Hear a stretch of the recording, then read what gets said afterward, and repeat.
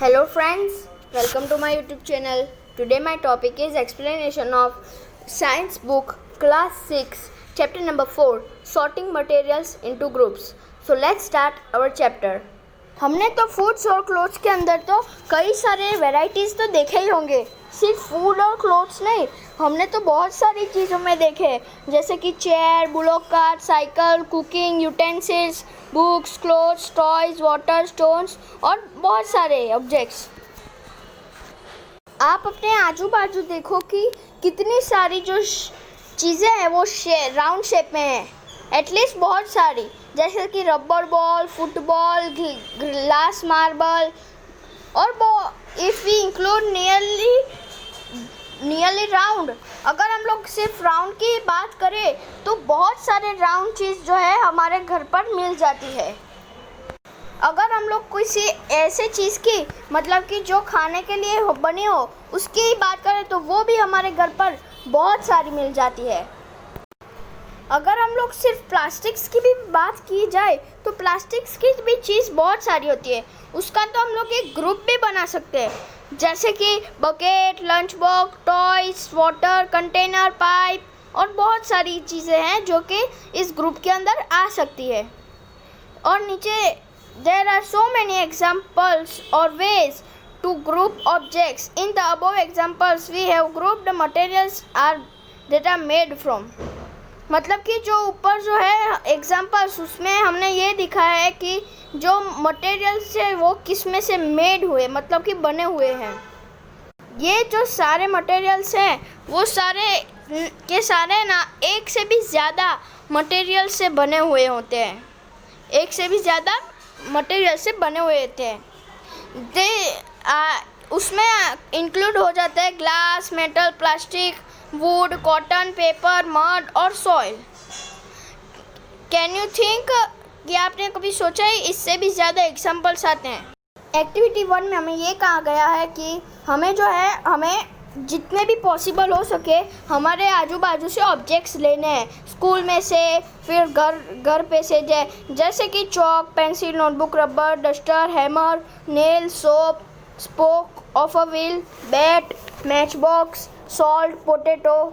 इन सब को लेकर हमें गिनना है कि हमारे पास कितना है, कितनी चीज़ें हैं. और हमें वो सारी भी चीज़ें लेनी है, हमें माइंड में थिंक करनी है. जैसे कि वॉल है, ट्रीज है, उसको हम लोग ले नहीं सकते लेकिन देख तो सकते हैं ना. Wall, trees, doors, tractor, road etcetera.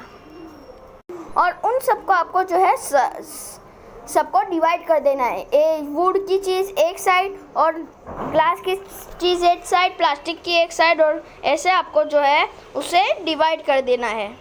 उसे डिवाइड सिर्फ आपको दो ही चीज़ में, जैसे कि एक साइड सिंपली एक साइड आपको वुड रख देना है, ग्लास रख देना है, और दूसरी साइड जो है मेटल रख देना है और स्टील रख देना है. ऐसे आपको दो चीज़ को सेपरेट करना है. और ऐसे भी हमारी फूड की चीज़ भी जब हम लोग प्रिपेयर करते हैं तब उसे भी हम लोग जो है डिवाइड कर रखते हैं. और अगर आपको सिर्फ सिस्टमेटिकली करना है, मतलब कि सबको डिवाइड कर करना है, तो आपको पहले जो है आपको सारे को फिर अलग अलग करना है. जैसे कि वुड, मेटल एक साइड, स्टील एक साइड, फिर सब कुछ को आपको जो है डिवाइड कर रखना है. वो आपके लिए थोड़े बहुत लोगों के लिए वो डिफ़िकल्ट होगा, थोड़े बहुत आसानी से कर देंगे. और अगर आपको नहीं आता है तो आपको अपने जो फ्रेंड्स है, टीचर और पेरेंट्स से पूछकर आपको उसको आइडेंटिफाई कर जो है आपको वो एक्टिविटी को फिनिश करना है. एक्टिविटी 2 टेबल 4.2 में हमें ये करना है कि पहले हमें थोड़े बहुत कॉमन मटेरियल्स लेने हैं, और आपको जो है थोड़े बहुत और मटेरियल्स जो है कॉलम 1 के अंदर ले सकते हो, जो कि आप लोग जानते हो. और आप लोग थिंक करो कि आप लोग ये सारे जो है जैसे कि वुड, पेपर, लेदर, प्लास्टिक, इन सारी चीज़ों को जो है आप घर पे और जो स्कूल में आप लोग ऐसी कौन सी चीज़ है जो आप लोग जानते हो उसको आप लोग लिख सकते हो. हम लोग इस टेबल में से क्या फाइंड करेंगे. फर्स्टली हम लोग ने तो इसमें से जो है डिफरेंट मटेरियल्स उसको हमने डिवाइड कर दिया. और हम लोग ने ये भी फाइंड कर दिया कि हमारे जो आजू बाजू की चीज़ है वो किससे बनी हुई है। और हमें ये भी पता चल गया कि हमारे जो आजू बाजू की चीज़ है वो बहुत सारे मटेरियल से बनी हुई है। और एक बात फिर एक मटेरियल जो है वो उसमें से कई सारे डिफरेंट ऑब्जेक्ट्स जो है बना सकते हैं हम लोग। और हम लोग ये भी डिसाइड कर सकते हैं कि हमें किस मटेरियल में से कौन सी चीज़ को बनाना चाहिए। ये हमें ये पहचानता है कि हम लोग जो है डिफरेंट मटेरियल्स में से क्या क्या बना सकते हैं। मतलब कि हम लोग को फिर पता चल जाएगा कि किस मेटल से कौन सी चीज़ बनती है। और ऐसे हमारी एक्टिविटी 2 जो है यहाँ पर ख़त्म होती है। 4.2 प्रॉपर्टीज़ ऑफ मटेरियल्स, मतलब कि मटेरियल की प्रॉपर्टी क्या है। मतलब कि इसके अंदर एक हमें एक्सपेरिमेंट करना है कि जो हम लोग टबलर से क्यों पानी को भरते हैं, हम लोग क्लोथ से क्यों नहीं भरते। क्योंकि जो मेटल होता है, ग्लास होता है, प्लास्टिक्स होता है, वो सब कुछ एबल होता है वाटर के लिए। लेकिन हम लोग एक पीस ऑफ क्लॉथ से लेंगे तो वो तो नीचे से निकल जाएगा पानी। इसीलिए हमें मेटल, प्लास्टिक और ग्लास का ही मेटल यूज़ करना है अगर हमें टम्बलर की जगह यूज़ करना हो तो। We seen then that we choose the material to make an object depending on its properties and the purpose for which the object is used to be used। मतलब कि हमारे ऊपर ही है कि हमें कौन सा मटेरियल जो है ऑब्जेक्ट करना है, कि डिपेंडिंग उसकी प्रॉपर्टी पे डिपेंड करता है और जो पर्पस जिसके लिए ऑब्जेक्ट मेड होता है। मतलब कि अगर हम लोग पीने के ग्लास से टबलर उसको इस्तेमाल करते हैं तो वो डिफरेंट हो जाएगा, मतलब कि वो सही नहीं होगा। जो सारे मटेरियल्स की प्रॉपर्टीज़ होती हैं वो किस यूज़ के लिए इम्पोर्टेंट होती है, उसके बारे में हम लोग, ये सारी प्रॉपर्टीज़ के बारे में हम लोग डिस्कस करेंगे। Appearance, materials usually look different from each other. Wood looks very different from iron. Iron appears different from copper or aluminium. At the same time, there may be some similarities between iron, copper and aluminium that are not there in wood. मतलब कि इधर पर थोड़े बहुत materials की बात की गई है कि वो सारे एक दूसरे से अलग दिखते हैं। वुड जो है वो आयरन जैसा नहीं दिखता और आयरन जो है वो कॉपर और एल्यूमिनियम से डिफरेंट है। और उसी सेम टाइम पर आयरन, कॉपर और एल्यूमिनियम उनमें जितनी भी सिमिलरिटीज़ है वो वुड के अंदर नहीं होती। एक्टिविटी 3 में हमें ये करना है कि हमें थोड़े डिफरेंट टाइप के मटेरियल्स लेने, जैसे कि paper, cardboard, would, copper, wire, aluminium, sheet, chalk, ऐसे सारे मटेरियल लेना है। फिर उनके ऊपर देखना है कि वो सारे जो है उनके ऊपर शाइन होता है। अगर वो शाइन होते हैं तो उसका एक अलग से ग्रुप बना, बाद में आपके टीचर को दो, वो उस मटेरियल को बीच में से कट करेगी। फिर आपको नोटिस करना है कि वो जो फ्रेशली कट हुआ है अभी उसके ऊपर लस्टर है कि नहीं। और आपको ये वापस से अपने क्लास के अंदर रिपीट कर आपको जितने मटेरियल्स दिखे वो सारे मटेरियल्स लेकर इधर पर ये एक्टिविटी को वापस करना है और आपको नोट करना है कि कौन सा लस्टर वाला है और कौन सा विदाउट लस्टर है। और जब वो हो जाए तब उसके ऊपर सैंड और पेपर से रब करना है कि उसके ऊपर लस्टर है कि अभी भी है या नहीं।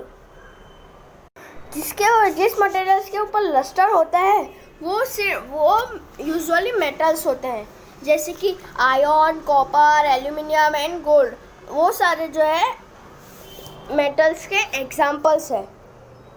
थोड़े बहुत मेटल्स ऐसे होते हैं कि जो अपनी शाइन को भूल जाते हैं और वो बहुत ही डल दिखते हैं, because of the action of air and moisture on them. मतलब कि क्योंकि एक्शन जो होती है एयर की और मॉइस्चर की वजह से उनका लस्टर जो है वो निकल जाता है। इसीलिए हम लोग नोटिस लस्टर का सिर्फ और सिर्फ फ्रेशली कट हुआ होता है अभी अभी, उसके ऊपर ही हम लोग कर सकते हैं। आपको एक आयरन स्मिथ की दुकान पर जाना है, मतलब कि वर्कशॉप पे जाना है, और फिर वहाँ पर आपको देखना है कि कौन से फ्रेशली कट सरफेस पर लस्टर लगा हुआ है, और आपको नोट कर वापस ले आना है। हार्डनेस, अगर आपको किसी मेटल को इजीली हैंड से प्रेस करना हो तो ऐसे इजीली वो प्रेस नहीं हो जाता, वाइल अदर्स जो है वो इजीली प्रेस हो जाते हैं। आपको एक मेटल की लेनी है और उसके ऊपर कोई स्क्रैच करना है। आप जैसे कि wood, aluminium, piece of stone, nail, candle, chalk और ऐसे सारे मटेरियल और ऑब्जेक्ट के ऊपर आप इजीली स्क्रैच कर पाते हो, वाइल अदर के ऊपर आप स्क्रैच इजीली नहीं कर पाते। मटेरियल्स जो इजीली कंप्रेस मतलब कि प्रेस हो जाता है उसे हम लोग सॉफ्ट मटेरियल्स कहते हैं, और जो डिफ़िकल्टी पड़ती है जिसको कंप्रेस मतलब कि प्रेस करने पे, तो उसको हम लोग हार्ड मटेरियल्स कहते हैं।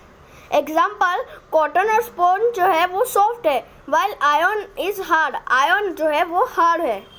सॉल्यूबल और इनसॉल्यूबल। एक्टिविटी 4। एक्टिविटी 4 में हमें ये करना है, इस एक्टिविटी में हमें थोड़े बहुत सैंपल सॉलिड मटेरियल सब्सटेंसेस के लेने हैं, जैसे कि sugar, salt, chalk powder, sand और सॉडस्ट। आपको 5 ग्लासेस या फिर बीकर लेना है, सबके अंदर 2/3 वाटर डालकर उसके अंदर स्मॉल अमाउंट ऑफ शुगर पहले ग्लास में, सॉल्ट जो है वो सेकेंड में, और सिमिलरली जो दूसरे होंगे उसको आपको अदर ग्लास के अंदर डाल देना है। फिर सबको तो आपको स्टीर होने देना है, फिर आपको थोड़ी देर तक वेट करना है। आप क्या ऑब्जर्व करोगे? आपको अपने ऑब्जर्वेशन जो है वो टेबल 4.3 में लिखना है।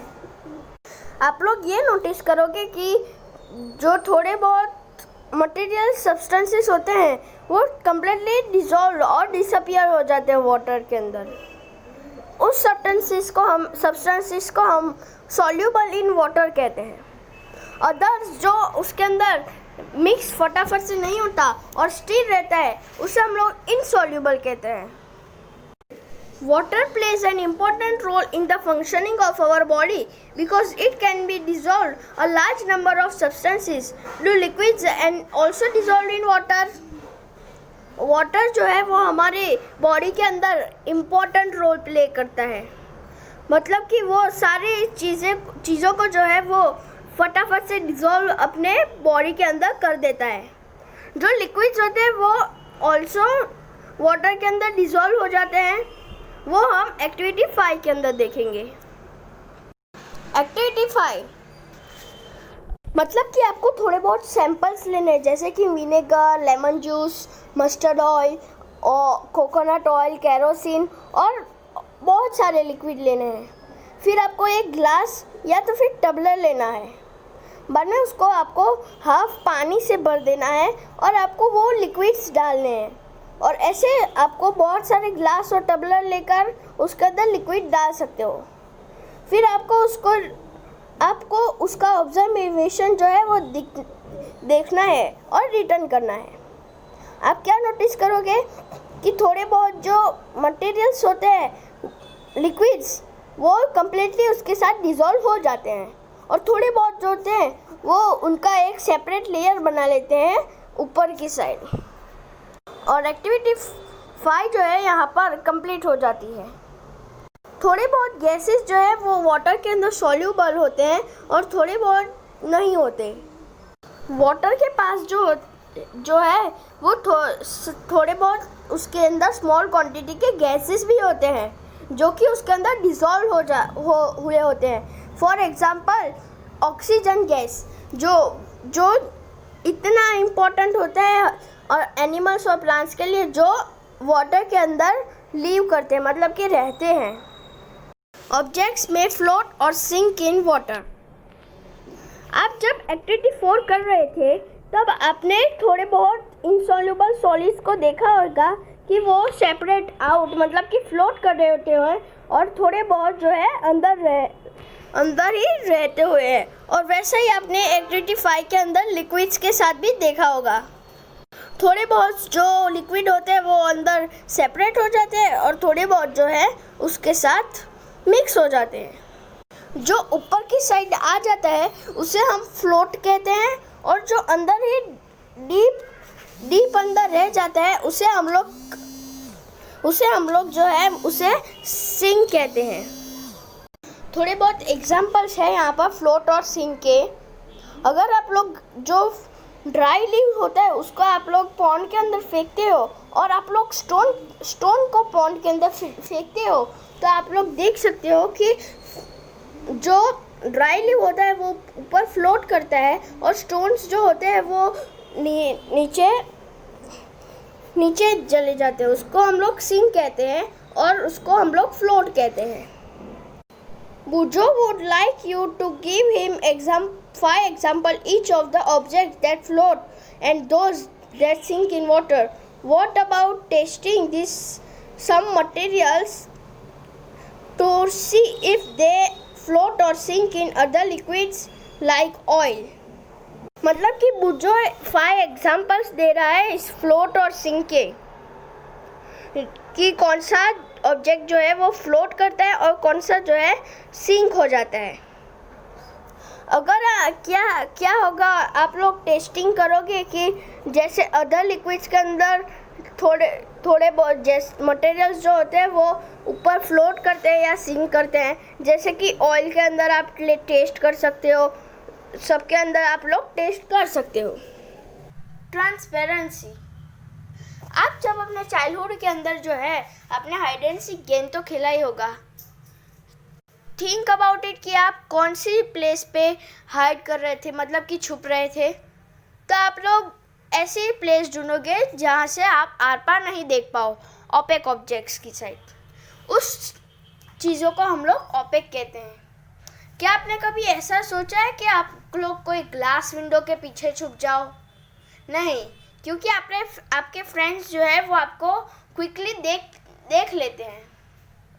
तो उन सारे मटेरियल्स को जो हम ट्रांसपेरेंट कहते हैं। ऑब्जेक्ट्स जिसके आर पार हम लोग देख सकते हैं उसे हम लोग ट्रांसपेरेंट कहते हैं। ऑब्जेक्ट्स जिसके आर पार हम लोग नहीं देख पाते उसे हम लोग ओपेक कहते हैं। शॉपकीपर्स जो होते हैं वो जनरली बिस्किट, स्वीट्स और अदर ईटेबल थिंग्स जो होती है वो ट्रांसपेरेंट बॉटल्स के अंदर ही रखते हैं, क्योंकि सब लोग को दिख पाए कि इसके अंदर क्या होता है। सो द बायर्स जो होते हैं वो इजीली उसको देख सकते हैं। और दूसरी साइड जो मटेरियल्स जिसके आर पार हम लोग नहीं देख पाते उसे हम लोग ओपेक कहते हैं। आप लोग वो चीज़ नहीं बता सकते कि क्लोज वुडन बॉक्स के अंदर क्या होता है, या तो फिर कार्डबोर्ड के कार्टून के अंदर, या फिर मेटल के कंटेनर के अंदर, या ऐसे सारे एग्जांपल्स हैं ओपेक मटेरियल्स के। Do we find that we can group all the materials and objects without any confusion as either opaque and transparent? क्या आप लोग फटाफट से रिकॉग्नाइज कर सकते हैं कि कौन सी चीज़ जो है ओपेक है या ट्रांसपेरेंट है? अगर आप लोग नहीं कर पाते तो आपको ये एक्टिविटी 6 को देखना है और उसको कंप्लीट करना है, और जो आपकी जो कंफ्यूजन होगी वो चली जाएगी। एक्टिविटी 6, आप take a sheet of paper and look through it towards a lighted bulb. Make a note of your observation. Now put 2-3 drops of some oil and spread it on a sheet of paper. Look again towards the light bulb, that the portion of the paper on which the oil has been spread. Do you find that the bulb is more clearly visible than before? इस activity में हमें ये करना है कि हमें पहले ये एक पेपर लेना है, फिर उसको जो है हमें बल्ब को पेपर से देखना है। फिर आपने देख लिया तो फिर आपको दूसरी टाइम जब देखना होता है तब आप लोग उसके ऊपर ऑयल लगा कर देखो, तो आप लोग क्या नोटिस करोगे कि जो बल्ब होता है वो पहले से ज़्यादा क्लियरली नहीं दिखता। जो मटेरियल्स जिसे हम लोग क्लियरली नहीं देख पाए और ओपेक भी नहीं ट्रांसपेरेंट भी हो नहीं हो और ओपेक भी नहीं हो, थोड़ा बहुत ही दिखता हो, उसे हम लोग ट्रांसल्यूसेंट कहते हैं। आप लोग ये याद रखना कि जो पेपर वाला जो हमने एक्सपेरिमेंट किया अभी, वो फैट्स के लिए, किसी के अंदर फैट्स हो या कुछ हो, उसके लिए हम लोग इसे यूज़ करते हैं। यहाँ पर ट्रांसल्यूसेंट मटेरियल्स के थोड़े बहुत एग्जांपल्स भी है, जैसे कि फ्रोस्टेड ग्लास, बाद में कलरिंग ग्लास, और ये सारे जो है एग्जांपल्स है ट्रांसल्यूसेंट के। तो यहाँ पर मटेरियल्स के ग्रुप बन चुके हैं, ओपेक, ट्रांसपेरेंट और ट्रांसल्यूसेंट। तो चलो हम उनका एक एक्सपेरिमेंट करते हैं।